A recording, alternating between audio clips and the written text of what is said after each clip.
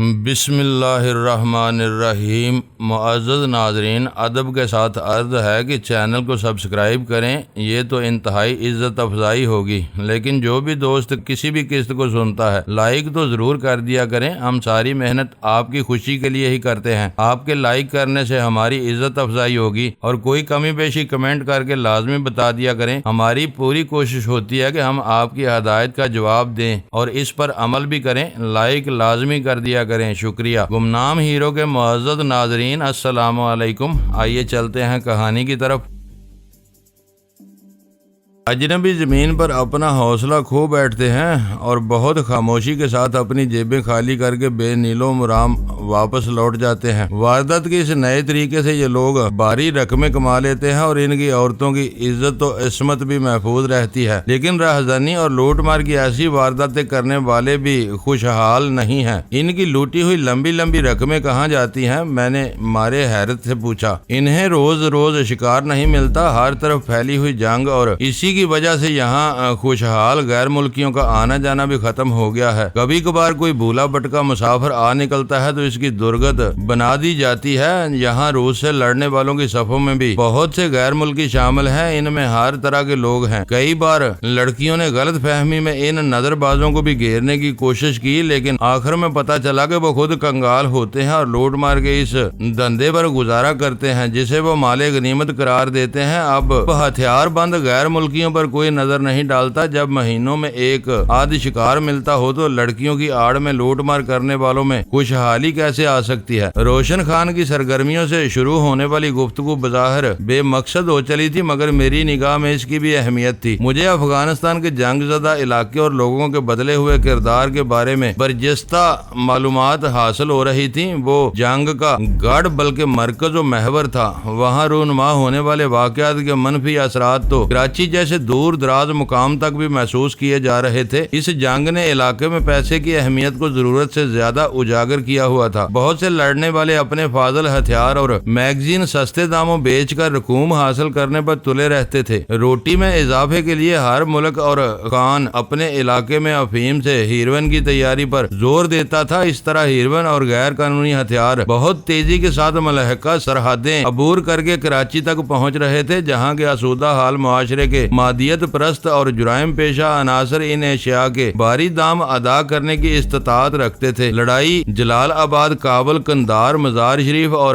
ہرات کے علاقوں میں لڑی جا رہی تھی، لیکن اس کے سائے بحیرہ عرب کے ساحل پر آباد کراچی کی بستی میں پڑ رہے تھے، جو میدان جنگ سے ہزاروں میل دور بسی ہوئی تھی۔ میں عالمی بساط پر شیعہ اور مافیا کو قوت اور وسائل فراہم کرنے والے خطے میں بیٹھ کر وہاں کی اجنبی کہانیاں سن رہا تھا۔ میرے لیے یہ بات حیرت انگیز تھی کہ جلال آباد کے غزنی ہوٹل کے شاہد تمام ہی بہر تعلیم یافتہ اور شائستہ تھے۔ ہماری گفتگو ریکارڈ کرنے والے کی کوشش کرنے والا سیاسیات میں ایم اے تھا، اور مرشد خان بھی اپنے لب و لہجے اور معلومات کی بنا پر پڑھا لکھا معلوم ہو رہا تھا۔ یہ بھی جنگ کا نتیجہ تھا کہ پڑھے لکھے غیور افغان نوجوانوں کو اپنی گزر بسر کے لیے دوسروں کی بخشش کا سہارا لینے پر مجبور ہونا پڑا تھا۔ میں نے مرشد خان سے اس کی تعلیمی پس منظر کے بارے میں دانستہ کوئی سوال نہیں کیا۔ میرا دل چاہ رہا تھا کہ میں مرشد خان سے دیر تک باتیں کرتا رہوں، لیکن غزالہ کے چہرے پر اکتاہٹ کے آثار دیکھ کر میں اپنی خواہش کو عملی جامہ پہنانے کی ہمت نہیں کر سکا۔ تم خوش نصیب ہو، اخلاق و شرافت سے آری اس جنگی ماحول میں بھی عزت سے اپنی روزی کما رہے ہو۔ میں نے بات ختم کرنے کی نیت سے کہنا شروع کیا، لیکن اس نے میری بات درمیان سے ہی اچک لی۔ میں خوش نصیب ضرور ہوں، لیکن صرف اس لیے کہ مجھے یہ نوکری ملی ہوئی ہے۔ میں نہیں کہہ سکتا کہ میں آج بھی بے روزگار ہوتا تو کیا کر رہا ہوتا۔ شاید دوسرے لوگ تم کو میری کہانیاں سنا رہے ہوتے۔ وہ فکرے ادا کرتے ہوئے اس کا لہجہ خود بخود تلخ ہوتا چلا گیا۔ پوری قوم کو جنگ کا ایندھن بنانے والوں نے صرف اپنی فتح کے خواب ہی دیکھے تھے۔ انہوں نے یہ سوچنے کی زحمت نہیں کی تھی کہ وہ چند ہفتوں میں اپنے ہدف حاصل نہ کر سکے تو انجام کیا ہوگا۔ آج ہم اپنے رہنماؤں کی اسی کور چشمی کا بھیانک عذاب جھیل رہے ہیں۔ یہ برے دن بھی جلد ہی گزر جائیں گے، میں نے اسے حوصلہ دیتے ہوئے کہا۔ تم لوگوں نے امید کا دامن نہ چھوڑا اور حوصلے سے کام لیتے رہے تو ایک دن تم بھی آزمائش کی اس بٹی سے کندن بن کر سرخرو نکلو گے۔ قوموں کی تاریخ میں ایسا کڑا وقت آتا ہی رہتا ہے، ایسے حالات سے مایوس نہیں ہونا چاہیے۔ کاش ایسا ہو سکے، اس نے سر جھکا کر کہا اور میرا اشارہ سمجھ کر بوجھل قدموں سے دروازے کی طرف چل دیا۔ خدا کا شکر ہے کہ وہ ٹل گیا۔ اس کے چلے جانے کے بعد غزالہ نے اطمینان کا ایک گہرا سانس لے کر کہا، اس کی باتوں میں تمہاری حد سے بڑی ہوئی دلچسپی دیکھ کر مجھے تو خدشہ ہونے لگا تھا کہ تم ساری رات اسی کے ساتھ باتوں میں گزار دو گے۔ ویرا اور سلطان شاہ کو گئے ہوئے خاصی دیر ہو گئی ہے، ہمیں ان کی بھی خبر لینی چاہیے۔ وہ دودھ پیتے بچے نہیں ہیں، خود اپنی حفاظت کر سکتے ہیں، تمہیں ان کی فکر میں مبتلا ہونے کی ضرورت نہیں۔ تم ویسے ہی بہت نازک سی لگتی ہو۔ میں نے اٹھ کر اپنا ایک بازو اس کی کمر کے گرد ڈال دیا۔ اب فرصت کے باقی لمحات ہم آپس کی باتوں میں گزاریں گے، کیا پتا زندگی میں دوبارہ ادھر آنا نصیب بھی ہوتا ہے یا نہیں۔ دور بیٹھ کر شرافت سے بات کرو، غزالہ نے مجھے دھکیلتے ہوئے کھسیانی ہنسی کے ساتھ کہا۔ میں اسے ازدواجی شرافت کی حدود کے بارے میں کچھ بتانے کا ارادہ کر ہی رہا تھا کہ ایک ہولناک دھماکے سے ہمارے کمرے کا فرش لرز اٹھا اور کمرہ تاریکی میں ڈوب گیا۔ غزالہ سہم کر میرے سینے سے لگ گئی۔ وہ کسی طاقتور بم کا دھماکہ تھا جو ہوٹل کے قرب و جوار میں ہوا تھا۔ اگر ہوٹل کی عمارت کو نشانہ بنایا گیا ہوتا تو اس کا ملبے کے ڈھیر میں تبدیل ہونا یقینی تھا۔ دھماکے کے ساتھ ہی باہر سے متعدد خوفزدہ چیخوں کا شور سنائی دیا، پھر راہداری میں دوڑتے ہوئے قدموں کا شور گونجنے لگا، ساتھ ہی شہر کے کسی حصے سے فائرنگ کا شور بھی ابھرنے لگا۔ وہ تمام واقعات تواتر سے چلتے چلے گئے۔ برقی روک فراہمی کا سلسلہ بدستور منقطع تھا۔ میں غزالہ کو اپنے پیچھے لے کر سنبھلتا ہوا دروازے کی طرف بڑھا تاکہ باہر نکل کر اس ناگہانی افتاد کے بارے میں معلومات حاصل کر سکوں۔ میں نے دروازہ کھولا تو راہداری گھور اندھیرے میں ڈوبی ہوئی تھی اور اکا دکا دہشت زدہ مسافر راہداری میں دوڑ رہے تھے۔ بھاگنے والوں کی دہشت زدہ آوازوں میں نسوانی آوازیں بھی سنائی دے رہی تھیں۔ خوف و دہشت کے عالم میں وہ سب اپنی مادری زبان بول رہے تھے، اس لیے میرے پلے نہ پڑ سکا کہ وہ کیا کہہ رہے تھے۔ میں نے اپنا دھڑ باہر نکالا ہی تھا کہ دیوار کے ساتھ دوڑتا ہوا ایک بھاری وجود مجھ سے ٹکرایا اور چیختا ہوا پیچھے الٹ گیا۔ میں گھبرا کر فوراً ہی اندر سمٹ گیا اور پھرتی سے دروازہ بند کر دیا۔ مجھے ڈر تھا کہ کہیں مجھ سے ٹکرانے والا لڑنے مرنے پر آمادہ نہ ہو جائے۔ چند ثانیے اسی طرح گزر گئے، کچھ بھی نہیں ہوا۔ وہاں نفسا نفسی کا عالم تھا، کسی کو اپنے سر پیر تک کا ہوش نہیں تھا، تو ٹکرانے والا مجھے کہاں تلاش کرتا۔ میں نے دوبارہ دروازہ کھول دیا لیکن باہر نکلنے کی بجائے اندر ہی رکا رہا۔ یہاں کیوں اڑ کر کھڑے ہو گئے؟ باہر نکلو۔ غزالہ میری پسلیوں میں ٹہوکا دے کر منمنائی۔ اس وقت باہر نکلے تو کسی بدحواس افغان کی زد میں آ کر ہم اپنا ہاتھ منہ تڑوا بیٹھیں گے۔ اس منزل پر زیادہ لوگ نہیں ہیں، تھوڑی دیر میں راہداری صاف ہو جائے گی تو اطمینان سے باہر نکلیں گے۔ میں نے مڑ کر کہا، تم ان بھیانک لمحات میں بھی اطمینان کی بات کر رہے ہو؟ غزالہ کی آواز بے یقینی متراشا تھی۔ تم بھول رہی ہو کہ اس وقت ہم جنگ کی زد میں آئے ہوئے ایک شہر میں پھنسے ہوئے ہیں۔ یہاں ایسے دھماکے ہوتے رہتے ہیں، چیخا سرائے سے آنے والے بلا وجہ دہشت زدہ ہو رہے ہیں۔ میرا خیال ہے کہ چھاپا ماروں نے ہوٹل سے ملحقہ علاقے میں کوئی تقریبی کارروائی کی ہے۔ یہ اندھیرا بھی اسی کارروائی کا شاخسانہ معلوم ہوتا ہے۔ تھوڑی ہی دیر میں راہداری ویران ہو گئی۔ وہاں کسی متنفس یا آواز کا کوئی سراغ باقی نہیں رہا تھا۔ مسافروں کی پھیلائی ہوئی افراتفری میں ہوٹل کا عملہ بھی وہ فلور چھوڑ گیا تھا۔ میں غزالہ کا ہاتھ تھام کر تاریک راہداری میں رینگ گیا۔ ہم دونوں دیوار کے سہارے ٹٹولتے ہوئے آگے بڑھتے رہے۔ کئی جگہ بھاگنے والوں کے چھوڑے ہوئے جوتے اور دیگر چیزیں ہمارے پیروں سے ٹکرائیں، مگر ہم اپنی محتاط روی کی وجہ سے کسی حادثے سے دوچار ہونے سے بچے رہے۔ ہم زینے طے کر کے نیچے پہنچے تو ہوٹل میں پھیلے ہوئے گور اندھیرے میں چند لائٹرز اور دیا سلائیوں کی یرکان زدہ روشنیاں کانپ رہی تھی۔ ہوٹل کی بڑی بڑی کھڑکیوں سے باہر بھی مکمل تاریکی کا راج تھا۔ برقی رو کی فراہمی میں پیدا ہونے والے خلل سے کافی بڑا علاقہ متاثر معلوم ہو رہا تھا۔ غزنی ہوٹل میں کوئی ایسی جگہ نہیں تھی جہاں بیک وقت اتنے آدمی سما سکیں، اس لیے وہ بھیڑ ریستوران کے حال میں جمع ہو گئی تھی۔ لوگ میزوں کے درمیان ٹولیوں کی شکل میں جمع تھے۔ ہمارے پہنچنے تک ہوٹل کے عملے نے چند میزوں پر موم بتیاں روشن کر دی اور کوئی اونچی آواز میں کچھ بولنے لگا۔ پھر بولنے والا ایک میز پر چڑھ گیا۔ وہ ہوٹل کا مینیجر تھا۔ اس کے ہاتھوں کے مسلسل اور خوشامدانہ اشاروں سے ظاہر ہو رہا تھا کہ وہ پشتوں میں سب لوگوں سے میزوں کے گرد بیٹھ جانے کی اپیل کر رہا تھا، لیکن مجمع پر اس کی اپیلوں کا کوئی اثر نہیں ہو رہا تھا۔ وہ باہر سے آنے والی فائرنگ کی آوازوں سے متوحش تھے۔ اسی اثنا میں مجھے ایلن کی جھلک نظر آئی اور میں بھیڑ میں راستہ بنا کر دھیرے دھیرے اس کی طرف کھسکنے لگا، لیکن اس اسی وقت غزالہ نے مجھے روک لیا۔ اس کے اما پر میں نے داہنی طرف دیکھا تو ہوٹل کے دور افتادہ سرے پر ویرا اور سلطان شاہ دیوار سے لگے نظر آئے۔ موم بتیوں کی ناکافی روشنی میں ان کے چہروں سے کسی پریشانی کا اظہار نہیں ہو رہا تھا۔ میں نے فوراً ہی اپنا رخ بدل لیا اور ان دونوں کی طرف بڑھنے لگا۔ ہمارے ان تک پہنچنے سے پہلے ہی ہوٹل کے اندرونی حصے میں روشنی نظر آئی جو بتدریج تیز اور واضح ہوتی چلی گئی۔ پھر ہوٹل کے دو ملازمین اپنے سروں پر پیٹرومیکس لیمپ لیے نمودار ہوئے اور تاریک حال کا گوشہ گوشہ منور ہو گیا۔ وہ دونوں روشن لیمپ اونچی اور مناسب جگہوں پر رکھ دیے گئے۔ مینیجر تھک ہار کر میز پر سے اتر گیا تھا۔ اکا دکا افغان مرد اور سہمی ہوئی خواتین کرسیوں پر بیٹھ گئی تھی، لیکن بیشتر مرد کھڑے ہوئے تبادلہ خیال میں مصروف تھے۔ پیٹرومیکس لیمپ آتے ہی ویرا نے ہمیں دیکھ لیا اور ہم چاروں اس سمت کی آخری میز کے گرد جم گئے۔ یہ جلال آباد میں اہم واقعات کی رات معلوم ہوتی ہے۔ بیٹھنے کے بعد ویرا بڑبڑائی۔ ان واقعات کی بات کر رہی ہو؟ غزالہ نے متجسس لہجے میں پوچھا۔ بیچاری میری کہی ہوئی بات اگل رہی تھی۔ اس سے پہلے سلطان شاہ بول پڑا۔ مینیجر ابھی میز پر چڑھ کر پشتوں میں تقریر کر رہا تھا۔ اس کا خیال ہے مزاحمت کرنے والوں نے ایریا بار کونسل پر کوئی بڑی کارروائی کی ہے۔ وہ لوگوں سے پرسکون رہ کر ہوٹل کی حدود میں ٹھہرے رہنے کی اپیل کر رہا تھا۔ اس کا کہنا ہے کہ اس وقت جو بھی باہر نظر آیا وہ دونوں میں سے کسی فریق کے ہاتھوں بھون ڈالا جائے گا۔ اسے کیسے پتا چلا کہ ایریا بار کونسل پر کارروائی کی گئی ہے؟ میں نے پوچھا۔ نام سے تو یہ کوئی سرکاری ادارہ معلوم ہوتا ہے، ہو سکتا ہے کہ اس پر بھی روسی قابض ہوں۔ وہ کیا اور اس پر کون قابض ہے یہ میرے علم میں نہیں ہے۔ مینیجر کا کہنا ہے کہ ہوٹل کو اس سب اسٹیشن سے بجلی فراہم کی جاتی ہے جو ایریا وار کونسل کی عمارت کے احاطے میں واقع ہے۔ دھماکے کے ساتھ بجلی غائب ہونے کی وجہ سے اسے شبہ ہے کہ اس عمارت کے کسی حصے کو اڑا دیا گیا ہے۔ مینیجر اس ہڑبونگ سے خاصا بکھلایا ہوا تھا۔ اسے گھیر کر ادھر لاؤ تاکہ مزید کچھ معلومات مل سکے، میں نے کہا۔ اس سے ذرا سی ہمدردی جتا کر تم اسے اپنا دوست بنا سکتے ہو۔ پوری بھیڑ میں وہ اکیلا ہو کر رہ گیا ہے۔ مقدر آزمائی کیے لیتا ہوں۔ سلطان شاہ نے مسکراتے ہوئے کرسی چھوڑ دی۔ میرا خیال ہے کہ جو کچھ ہوا ہے وہ ہمارے حق میں بہتر ہے۔ اس کے چلے جانے کے بعد ویرا نے تفکر امیز لہجے میں کہا، بم اسی ہوٹل میں پھٹا ہوتا تو ہمارے حق میں زیادہ بہتر ہوتا۔ میں نے جل کر کہا، بعض اوقات تم ذرا سی بات پر چڑ جاتے ہو۔ تمہیں یہ جان کر حیرت ہوگی کہ ایلن نے تھوڑی دیر پہلے ہوٹل میں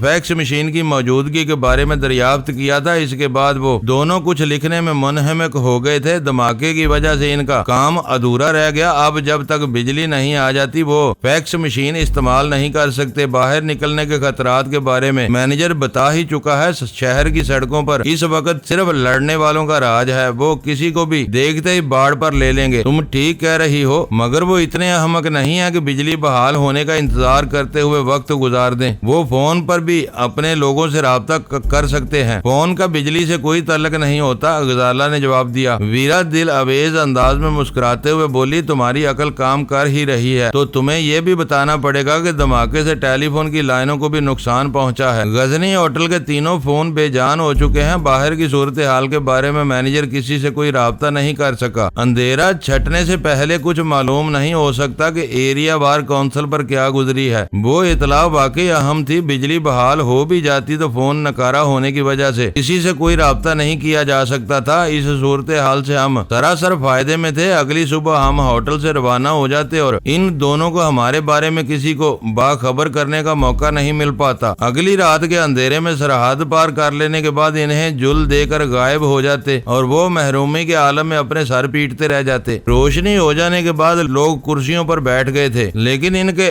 خوف اور اضطراب میں کوئی کمی نہیں آ سکی تھی۔ اس بھیڑ میں کئی چہرے ایسے بھی تھے جو کوسٹر میں ہمارے ہم سفر نہیں تھے۔ میرا خیال تھا کہ وہ لوگ ہماری آمد سے قبل اس اقامتی ہوٹل میں مقیم رہے ہوں گے۔ آخر کار ہمیں سلطان شاہ اپنی طرف لوٹتا ہوا نظر آیا۔ ہوٹل کا مینیجر اس کے ساتھ تھا۔ ایلن اور پیٹر بھی ان دونوں کے پیچھے پیچھے چلے آ رہے تھے۔ ان دونوں بدماشوں کو آتا ہوا دیکھ کر میرا ماتھا ٹھنک گیا۔ آنے والے کالی کرسیاں لے کر ہمارے ہی میز کے گرد آ گئے۔ ہم نے پیچھے سرک کر دائرہ بنا لیا۔ اس بھیانک صورتحال کے بارے میں ہم بالکل اندھیرے میں تھے۔ ایلن نے بیٹھتے ہی وضاحت پیش کر ڈالی، یہاں ساری گفتگو مقامی زبان میں ہو رہی ہے۔ ابھی سلطان شاہ نے ہمیں تھوڑی بہت معلومات فراہم کی ہے۔ ہم مزید معلومات حاصل کرنے کی امید میں یہاں آئے ہیں۔ ویسے بھی ہم سب ایک ہی کشتی بلکہ کوسٹر کے سوار ہیں۔ مجھے یقین ہے کہ تم برا نہیں مانو گے۔ اس نے اپنے مدعا کے اظہار کے لیے بگڑی ہوئی اردو کے ساتھ ساتھ انگریزی بھی استعمال کی تھی۔ اگر تم امید سے ہو تو یہ کون سا مہینہ ہے؟ ویرا نے اسے گھورتے ہوئے خالص اردو میں پوچھا۔ نواں، ایلن نے حیرانی سے کہا، لیکن امید کا مہینے سے کیا تعلق ہے؟ کوئی امید سے ہو تو اس کی امید نویں مہینے سے پہلے بر نہیں آتی۔ ویرا نے اتنی برجستگی سے جواب دیا کہ ہوٹل کا مینیجر مزمل اور پریشان ہونے کے باوجود بے ساختہ ہنس پڑا۔ کمال ہے، تم لوگ ایسے سنگین ماحول میں بھی ایسا مذاق کر رہے ہو۔ وہ تعریفی لہجے میں بولا۔ پوری بات سمجھ میں آنے کے بعد ایلن بھی کھسیائے ہوئے انداز میں ہنسنے لگا اور تھوڑے فاصلے پر بیٹھے ہوئے خوفزدہ افغان یوں چونک کر اسے گھورنے لگے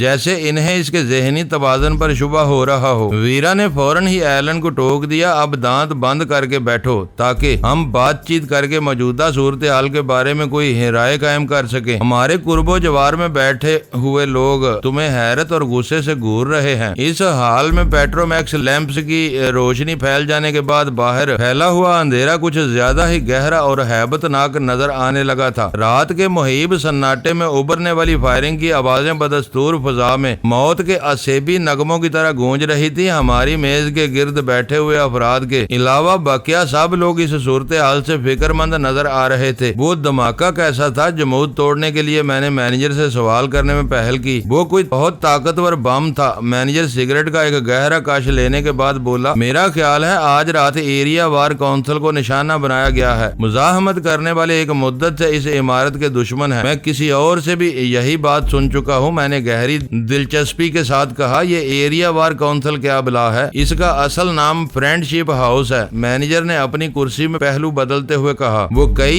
ایکڑ رقبے پر پھیلی ہوئی عمارت پر مشتمل ہے۔ گڑبڑ شروع ہونے سے پہلے وہاں روسی قونصلیٹ کے دفاتر ہوا کرتے تھے۔ بعد میں وہاں ایریا وار کونسل کا مرکزی دفتر قائم کر دیا گیا۔ یہ کونسل اس علاقے میں جنگی کارروائیوں کو کنٹرول کرتی ہے۔ وہاں ہر رات 1800 روسی فوجی رہتے ہیں۔ شمال سے آنے والے روسی فوجی دستے چند روز تک وہاں آرام کرنے کے بعد اندرونی علاقوں کا رخ کرتے ہیں۔ وہاں کے سخت حفاظتی انتظامات کی وجہ سے آج تک کوئی تخریبی کارروائی کامیاب نہیں ہو سکی، لیکن معلوم ہوتا ہے کہ آج مزاحم فوج کا وار کامیاب رہا ہے۔ روسی فوج ساحل اور آرام طلب ہونے کے باوجود بہت منتقم مزاج ہے۔ اس وقت وہ اپنے سامنے آنے والے ہر افغان کو بھون ڈالیں گے۔ اگر انہیں زیادہ نقصان پہنچا ہے تو جلال آباد کے باسیوں کے لیے آنے والے چند روز بہت بھاری ہوں گے۔ محض شبے کی بنا پر ہمارے بے شمار نوجوان مار دیے جائیں گے۔ ایریا وار کونسل کو مقامی حکومت کے تابع ہونا چاہیے، اس پر روسی کیوں قابض ہے؟ مینیجر تلخی سے ہنس پڑا اور کوہنیوں کے بل میز پر جھک کر نیچی آواز میں بولا، یہ سوال کسی اور سے نہ پوچھ بیٹھنا، ان الفاظ سے بغاوت کی بو آتی ہے۔ آج کل حکومت اور روسی طاقت کو ایک ہی سکے کے دو رخ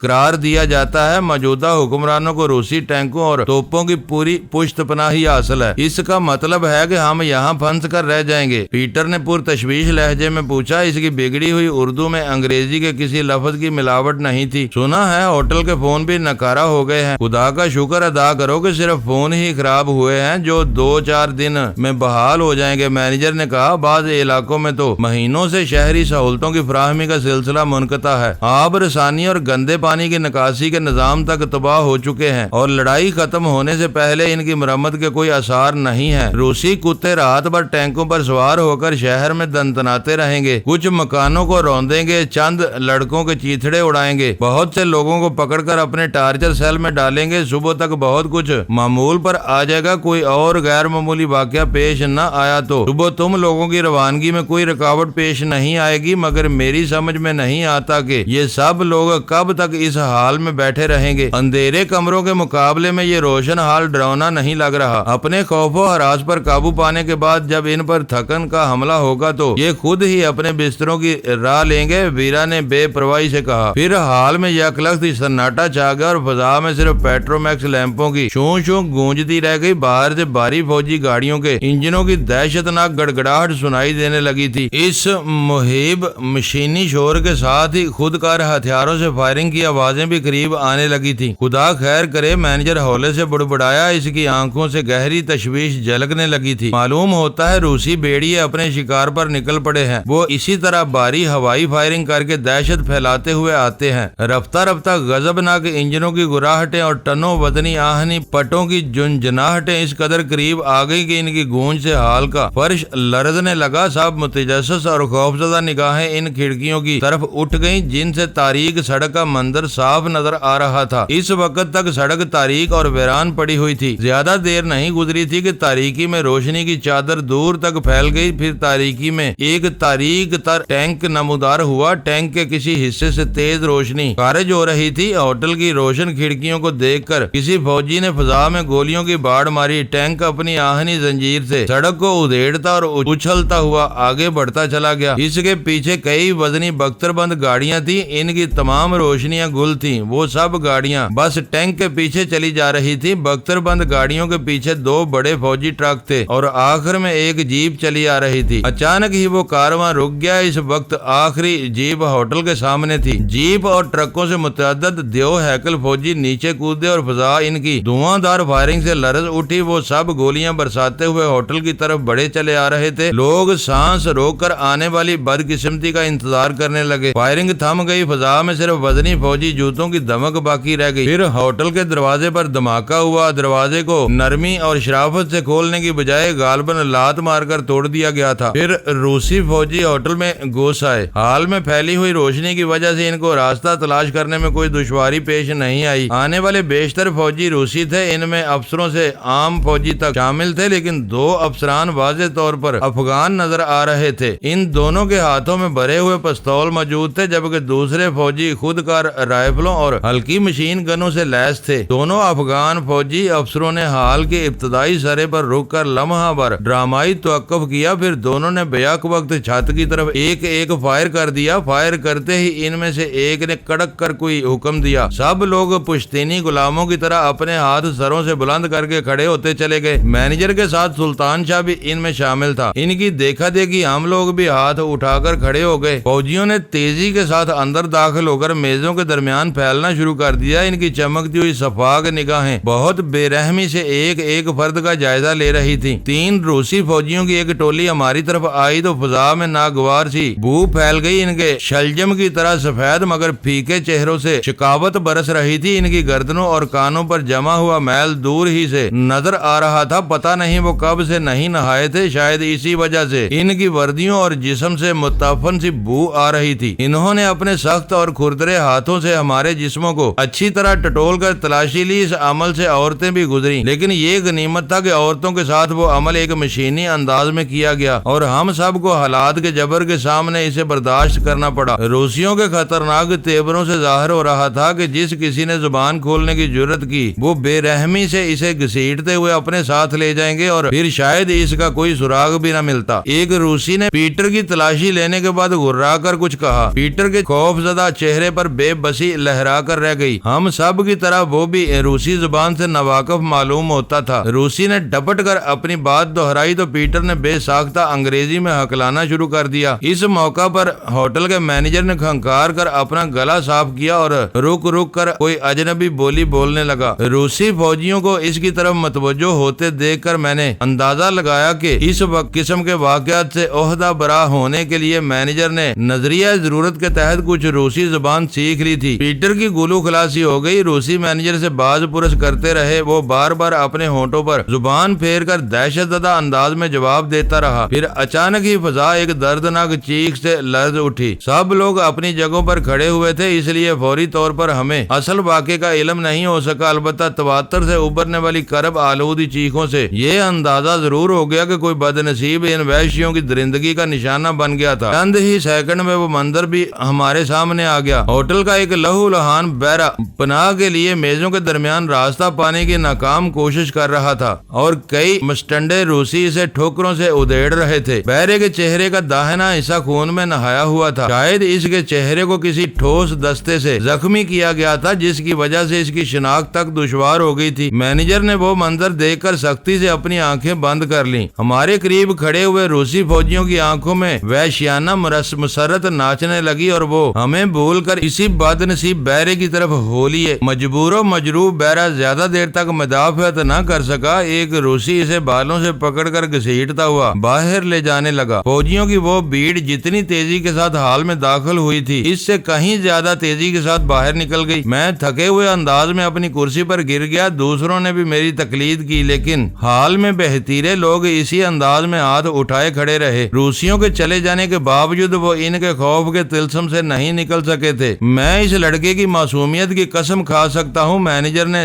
رندی ہوئی سرگوشیانہ آواز میں کہا۔ وہ بے گناہ پکڑا گیا ہے، وہ 3 یتیم بہنوں اور بیوہ ماں کا اکلوتا سہارا ہے، وہ کام کے علاوہ کسی چیز میں دلچسپی نہیں لیتا۔ اس کی بات ادھوری رہ گئی۔ باہر ایک برسٹ فائر ہوا اور فضا ایک دلدوز مگر ادھوری انسانی چیخ سے لرز اٹھی۔ چیخ معدوم ہو گئی لیکن برسٹ چند ثانیوں تک جاری رہا۔ شاید کسی مشتعل وحشی نے اپنا پورا میگزین بد نصیب قیدی کے خستہ اور شکستہ جسم پر خالی کر دیا تھا۔ ظالموں نے اسے مار دیا، مینیجر کرب کے عالم میں کراہا۔ اب صبح تک اس کی لاش یوں ہی پڑی رہے گی۔ اس قسم کے بہیمانہ واقعات ان لوگوں کے معمولات زندگی کا ایک حصہ بن چکے تھے۔ اپنے تمام تر غم و غصے کے باوجود وہ زیادہ دیر تک کسی دکھ کو گلے لگائے رکھنے کے متحمل نہیں ہو سکتے تھے۔ اس لیے چند منٹ بعد ہی مینیجر کے غم و واندہ پر اس کے اپنے مسائل غالب آ گئے اور وہ حسرت بری نظروں سے حال کا جائزہ لیتا ہوا بولا، میری سمجھ میں نہیں آ رہا کہ میں انہیں کس طرح ان کے کمروں میں واپس بھیجوں۔ مجھے اور میرے آدمیوں کو آرام کی ضرورت ہے۔ ہم لوگ پتھر کے بتوں کی طرح ساری رات یوں ہی بیٹھے رہے تو کل دن بھر ہم کوئی کام نہیں کر سکیں گے۔ اس نے بے بسی سے اپنا سر ہتھیلیوں پر ٹکا لیا۔ اندھیرے کمروں کے مقابلے میں یہ لوگ یہاں اطمینان محسوس کر رہے ہیں تو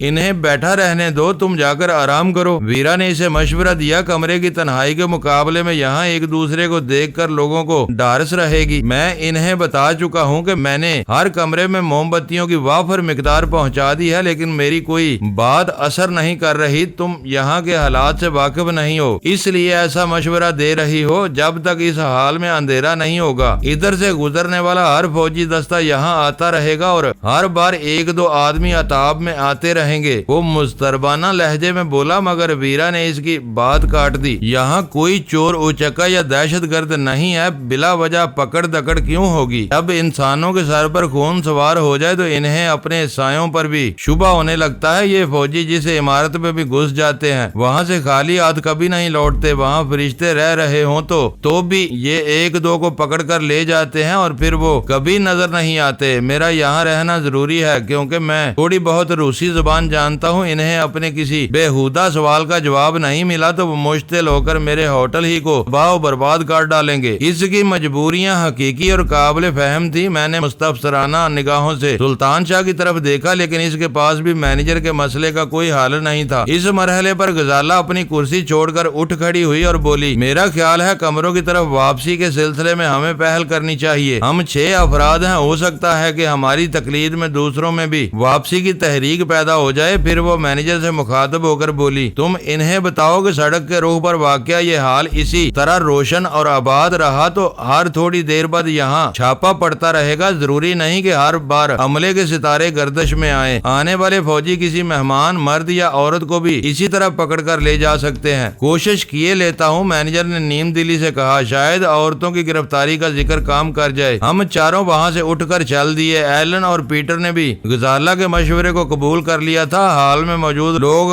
گردنیں گھما گھما کر ہمیں دیکھ رہے تھے۔ ہمارے باہر نکلنے سے پہلے ہی مینیجر نے بلند آواز میں اپنی تقریر شروع کر دی۔ مینیجر کے عملے کو ہنگامی حالات پر قابو پانے میں خاصی مہارت حاصل تھی، کیونکہ اس بار زینے بالکل ہی تاریک نہیں تھے، بلکہ تیل وغیرہ کے خالی ڈبوں کو مناسب مقامات پر اوندا کر کے ان کے پیندوں پر بڑی بڑی موم بتیاں روشن کر دی گئی تھی۔ گور اندھیرے میں وہ زوردار ناکافی روشنی بھی بہت غنیمت معلوم ہو رہی تھی۔ ہم آخری زینے پر تھے، پیچھے کسی کے تیز قدموں کی آہٹ سنائی دی۔ میں نے مڑ کر دیکھا تو چونک پڑا۔ وہ ہماری کوسٹر کا ڈرائیور روشن خان تھا۔ اس کے تیوروں سے برہمی مترشح ہو رہی تھی۔ تیزی کے ساتھ درمیانی فاصلہ طے کرنے کے بعد وہ راہداری میں ایلن کے ساتھ ہو لیا۔ کیا بات ہے، تم اجلت میں نظر آ رہے ہو؟ ایلن نے اپنی شکستہ اردو میں معنی خیز لہجے میں کہا۔ کمرے میں چل کر تم سے بات کرنی ہے، روشن خان نے بگڑے ہوئے لہجے میں جواب دیا۔ ان دونوں کے درمیان مزید کوئی بات نہیں ہوئی، لیکن میں نے اندازہ لگا لیا کہ حالات میری توقع کے مطابق جا رہے تھے۔ ہماری گفتگو ریکارڈ کرنے کی ناکام کوشش کرنے والے بیرے نے غالباً روشن خان سے وہی کچھ کہا تھا جو اسے بتایا گیا تھا۔ روشن خان کو یہ شبہ ہونا یقینی تھا کہ ویٹر کے ٹی پارٹ سے کیسٹ ریکارڈر ان ہی میں سے کسی نے اڑایا ہے۔ شاید روشن خان ان سے اسی معاملے پر بات کرنے آیا تھا۔